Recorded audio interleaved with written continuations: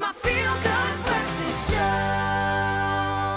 Oh, yes, Mzansi, welcome back. Your feel-good breakfast show has never felt this good, especially when we dive back into the kitchen. We've had a culinary hotline bling, and we're giving you more of the Easter holiday feels with some recipes to go with the occasion. So, G-Man's with me for this one. You ready? I am.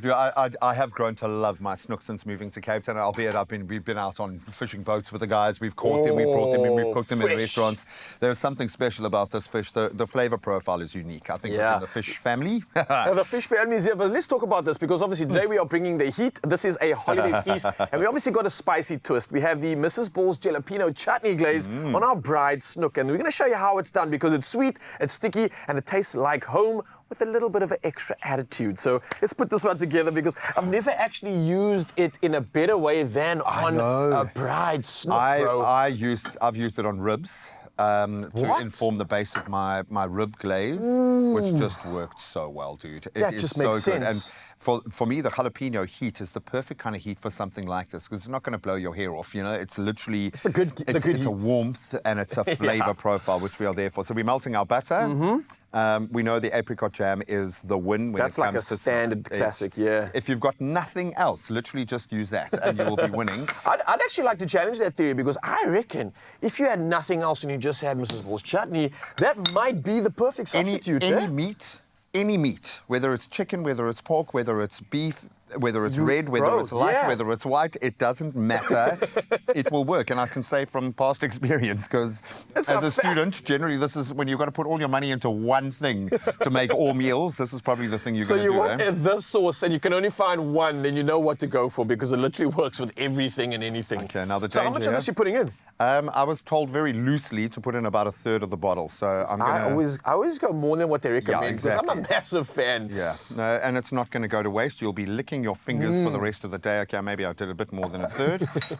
But we were all right. Yeah, exactly. And then just a pinch, a little squeeze of lime. In this case, lemon or lime, I suppose, is perfect. Have you noticed with your plethora of experience in this game, G, when you're using using the chutney, and I find that it almost has a different taste after you start to work with it, especially when you add heat. It like sweetens it up, it caramelizes it. I reckon it's the sugar and the spice content in there. The natural sugar's absolutely beautiful, but it's got such a beautiful flavor profile because they've worked for a very long time to create balance with the spices that go in there, with the sweet, with the spicy. Absolutely beautiful, man. And that's coming together perfectly. Perfect indeed. And here's a reminder, obviously, Mrs. Ball's Jalapeno Chutney is adding the perfect balance of sweet and heat, which we want in this recipe. And it's great, obviously, on braais, on meats, on sandwiches, or even as a dip. Like we were discussing now, there's almost anything and everything you can do with it. And it adds depth to sauces. It marinades without complicating the recipe. And it's a chutney that you'll catch people eating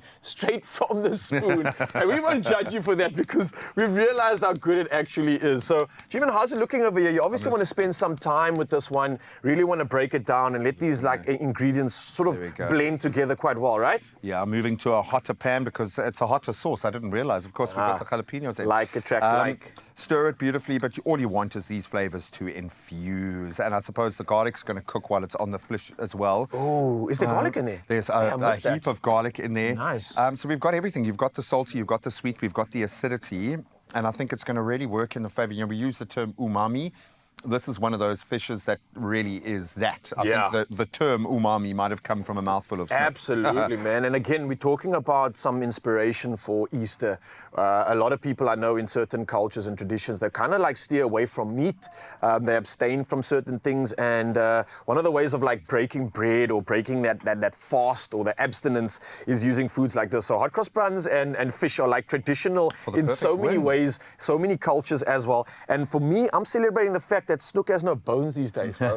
They're both different. I remember, like I was saying as a kid, I would always rush to like eat food. I wouldn't appreciate the experience. And Snoek used to irritate me, man. It forces you to slow down and smell the roses, bro. You've got to do it. I don't want to swallow the bones and die, so yeah. One thing I was thinking about, because we've still got our beautiful... which we made earlier with Chef Clem, and we were quite hesitant on this, only because so many people have so many unique ways to make that. And I'm so curious to talk about how we elevate that in just a bit, because we've got a secret for it. I'm thinking, we'll get there. Let that ruminate with you just a little bit. I have a feeling those are going to be a marriage made in heaven. I think this has come together perfectly, bro. Ooh, all right. Absolutely amazing. So essentially what you would need to do, we're going to kind of like flash through this, but you need to let this simmer before applying it onto the snook. And I'd imagine because it's so hot that if you put it on straight away, it's actually going to start cooking it before it even gets into the oven. So if you were to pretend that this had simmered now for about 10 minutes or so, it's smells cooled amazing. down, all right? And this is what we're going to use. Is this quite hot? Can I grab it? Yeah, you can grab it. Ah, that's cool. All right, so what we're going to literally do, let me just switch hands here, is baste your fish, baste your snook, and you don't want to do this once, right? As you can see, this actually Keep working doing it. really nicely. Yes. The jam and everything about this has just turned into like a beautiful jus of sorts, man. Look at this. And then you've got the butter in there, the good fat to help cook, that it's going to add the flavor, beautiful nuttiness as it begins to develop. I think for the win. For and the imagine now, you absolute talk win. about that breaking bread kind of notion here. Imagine having a nice sourdough and some, oh man, I love it. Whether you want to go savory or sweet, the snook just rocks. It absolutely does. Now, a great tip, I believe, G-Man, is obviously this is going to get popped in the oven, right? Yeah. You want to kind of baste it throughout, and that's going to keep it moist, keep that flavor going on. For sure. And right throughout, keep an eye on it, keep basting it up, and this is going to give you that absolute perfection. So, voila, it's as simple as that.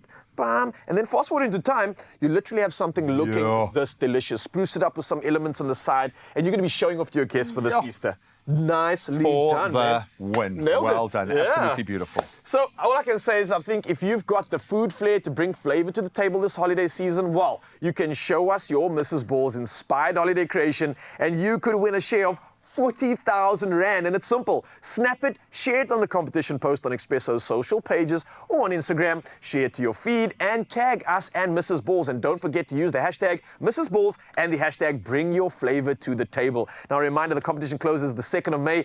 T's and C's can be found at expressoshow.com. Happy Easter. It's coming soon.